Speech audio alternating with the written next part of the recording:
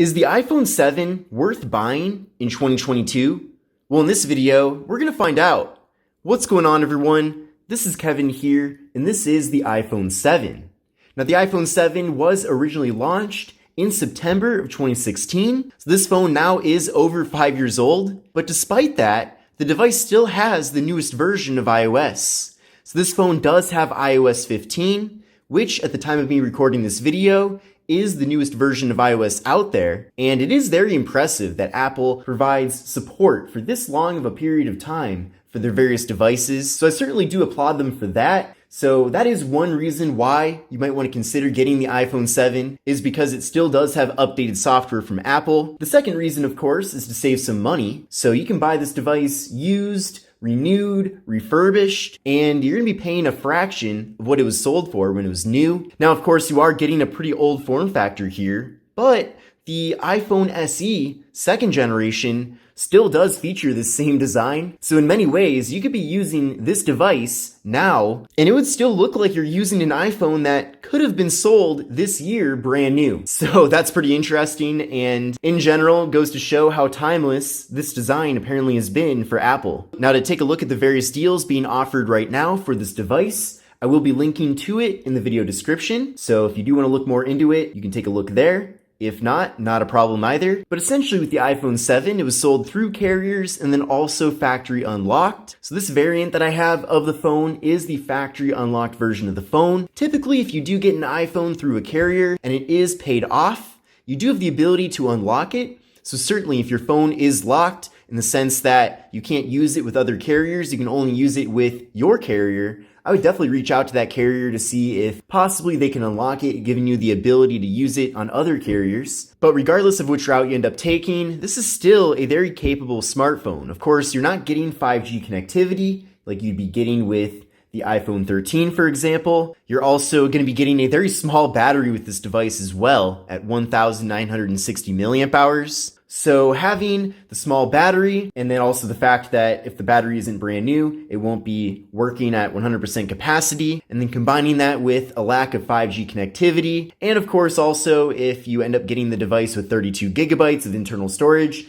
that might not be enough for you. Those three factors are really probably the three things that you would probably most want to be concerned about if you do end up getting this phone now that we're in 2022. But as far as camera quality goes, build quality, display quality, there's still many things about this device that still do make it a good option even at this point. And especially if you compare getting this device to a brand new device at a similar price tag. If you wanted, for example, to go buy an Android phone for $150, hate to say it, but you're not going to be getting much for $150. And of course, you can't buy an iPhone brand new for that amount of money. Now, of course, the carriers might give you some deals on newer iPhones. It really depends on the time of year and which carrier you prefer. But I know that there have been situations in the past where carriers will give you a free iPhone SE, for example. So definitely take a look to see what carrier deals are being offered for iPhones before potentially just buying an iPhone 7. But with the iPhone 7, just as a refresher, we are getting a 4.7-inch display, so a pretty small display overall. It is an LCD display at a resolution of 750 by 1334. We're getting a PPI of 326. So as far as the PPI goes, that is pretty good. We're getting a 16 by 9 aspect ratio here, and we're getting a 65.6% screen to body ratio. So pretty thick bezels in the bottom and top of the phone. Now, of course, we do have the Touch ID feature here, which is something that I certainly do miss from some of the newer iPhones that are out. It is very convenient being able to use Apple Pay, for example, or just access the phone with a fingerprint. So certainly I'm a big fan of that, and it is nice and responsive and accurate.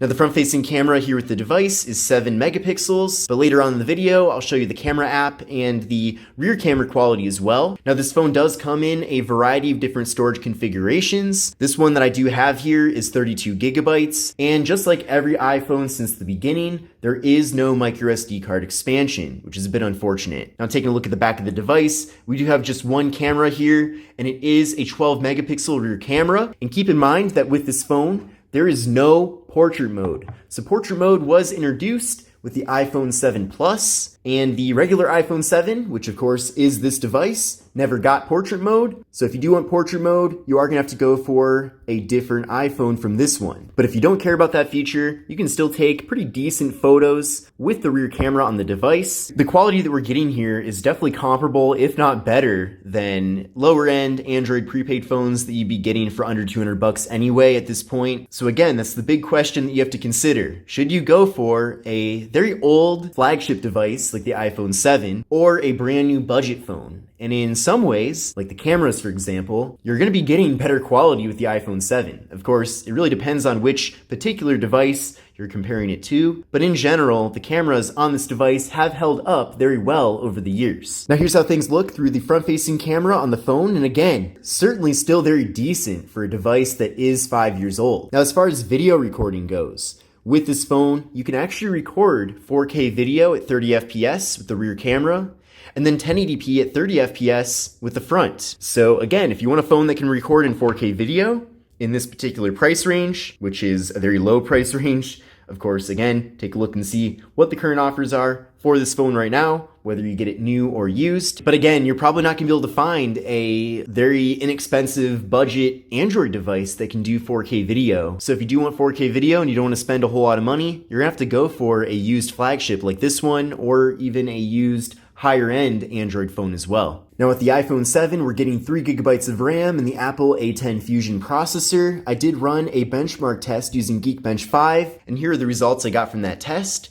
So I got a single core score of 771 and a multi-core score of 1416. So what I recommend doing is running this test on your current device and then comparing your scores to these scores to get a better idea of whether or not the iPhone 7 would be a performance upgrade for you. But essentially the phone does handle iOS 15 pretty well. Things are nice and smooth here. You aren't necessarily getting all the features that you'd find with iOS 15 on maybe a newer iPhone, for example. But for what it is, everything does work pretty well here. And again, like I mentioned previously, the battery capacity is 1,960 milliamp hours. We're getting iOS 15. We're getting an IP67 dust and water resistance, and we are getting NFC on the phone, which does allow us to use Apple Pay. And what's amazing is that even now in 2022, there are still a lot of smartphones that do not have NFC. More specifically, quite a few Android phones. There's even $300 Android phones, $400 Android phones that don't give us NFC. So the fact that we are getting that here with the iPhone 7, despite its age, really does show quite a bit about the amount of value that we're getting here from the phone. Now, taking a closer look at the hardware of the phone, again, it is a very premium build. We're getting glass up front, and then we're getting metal on the other sides. Now, take a look at the left side of the phone. We have the mute switch. We have volume up, volume down. Then on the right side of the phone, we have the SIM card slot and the power button. Then up top here, we have nothing.